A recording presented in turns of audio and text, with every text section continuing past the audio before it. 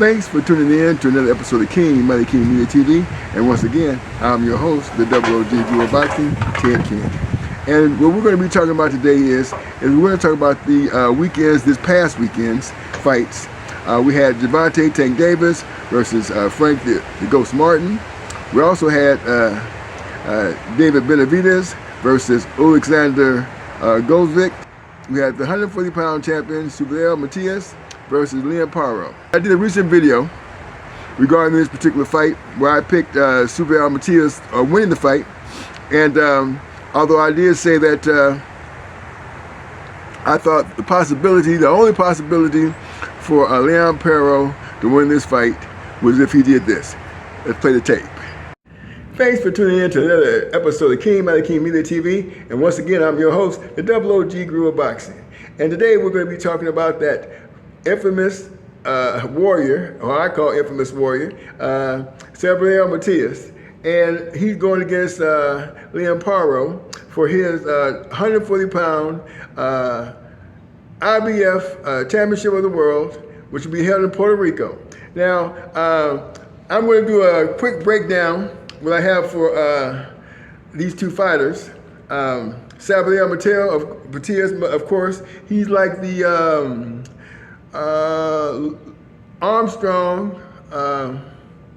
Henry Armstrong. He's like the Henry Armstrong of the 2000s, 2024, I should say. Yes, except for he keeps his hands up, whereas Henry Armstrong fought primarily aggressively, but his defensive responsibility was not as good as Matias, although he is very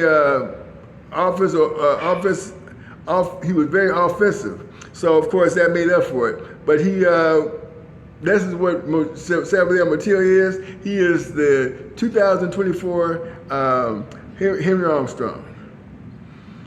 And he's going against Paro. Paro does not have much of a chance, in my mind, to win this fight. In order for him to win the fight, he has to be very, very defensive, responsible. At the same time, a punch output, an unbelievable punch output. And of course, he has to use side-to-side movement, in and out, all the other factors that's going to keep him safe from the onslaught of Matias. So we'll have to see. I'll have some more updates on the undercard for this particular fight, and we'll moving forward keep you updated until the day of the fight and the post-fight and after. And after, yeah. So we'll keep you up to date. We'll keep you up to date all the way up until the fight, post-fight, and beyond.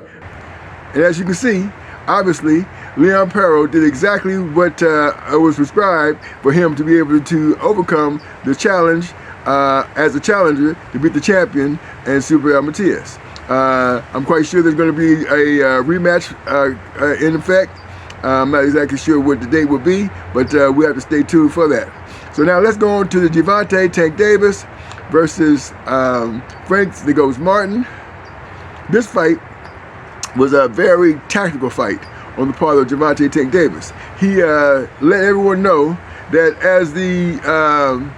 as he calls himself the face of boxing, there's levels to this game, and obviously there is. And Frank Martin, although he was a formidable fighter in terms of his, coming up as late as he did in the game, and to get to where he's at in the game today, still had a lot of holes in his game, and he showed it. And inexperience kept him making mistakes, and of course Gervonta Tank Davis took advantage of these mistakes, and in fact he had went to the corner one too many times, and once he went back to that corner, Gervonta Davis took him out in the 8th round. But before that happened, I would have to say Matias' style of fighting, and he went right at Frank the Ghost Martin, and of course he took away the counterpunch. The only thing that Frank the Ghost Martin, the game plan is a counterpunch. That was not the game plan. My game plan for the success of Frank the Ghost Martin was this. Play the tape. Thanks for tuning in to another episode of Matty King Media TV. And once again, I'm your host, the Double OG Grew in Boxing, Ted King. Today, we're going to be talking about the Gervonta Tank Davis versus Frank the Ghost Martin fight. This fight will be held June the 15th at the MGM Grand Casino in Las Vegas, Nevada. It'll be for the WBA Lightweight Championship of the World. Both of them are fast twitch fighters. Gervonta Tank Davis, arguably one of the top 3 counterpunchers in the game today. Frank Martin, although not very experienced, is very, very talented in terms of his athletic ability. And he shows a very good promise in terms of being an exceptional fighter. If he didn't, he wouldn't be in the position he is in today. In fact, in my mind, it's the Tank Davis thought process that, due to the lack of experience of Frank Martin, they have an opportunity to be able to defeat him. That being said, Tank Davis, of course, is very formidable. He has all the tricks in the arsenal. In fact, he's very, very, very crafty when it comes to setting traps. This does not mean that he cannot be defeated. As I've said earlier, I think that Frank Martin, depending on his game plan, will have a very good chance of defeating Gervonta Tank Davis. Of course, boxing is like football, any given Sunday. That being said, Frank Martin would definitely have to employ a dog-eat-dog mentality if he's going to defeat Gervonta Tank Davis. As a matter of fact, he needs to employ the same tactic that, in my mind, Roberto Duran used against Sugar Ray Leonard in their first fight in Montreal. This won't be easy because, again, Tank Davis is a very experienced fighter, and Frank the Ghost Martin, although very talented, is a little less experienced. Will he have the boxing IQ to be able to throw combinations, tie up Tank Davis, move him around the ring, back him into the ropes, and start implementing an attack? We don't know. We'll have to see. In the end, Tank Davis, of course, uses his trickery, his counterpunching ability, his setting traps, and of course he's very lethal with that left hand of his, uppercutting off of the left hand. So it's been reported that Tank Davis does not have the most powerful punch. But what he does have is he has pinpoint accuracy. And of course, you always get knocked out by the punch that you don't see. We can agree on that. And so, this is going to be a very interesting fight. We're going to be talking about this more so as we get closer to the fight, the weigh-in, which should be on Friday. You'll be able to get my prediction on or about Friday, right before the fight. And of course, he did not do this.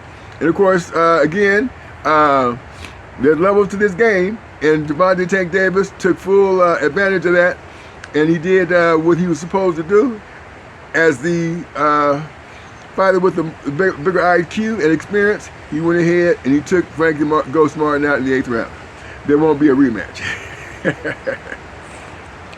Okay, so now, we're going to go to David Benavidez versus Alexander Gvozdyk, and I thought this fight here could be an upset. As a matter of fact, I picked Gvozdyk to upset David Benavidez because of the fact that he was a boxer, checked all the boxes, he moved, he had a good combination. He fought Artur Benavidez, and Benavidez beat him, stopped him in the 11th round. But that's Artur Benavidez.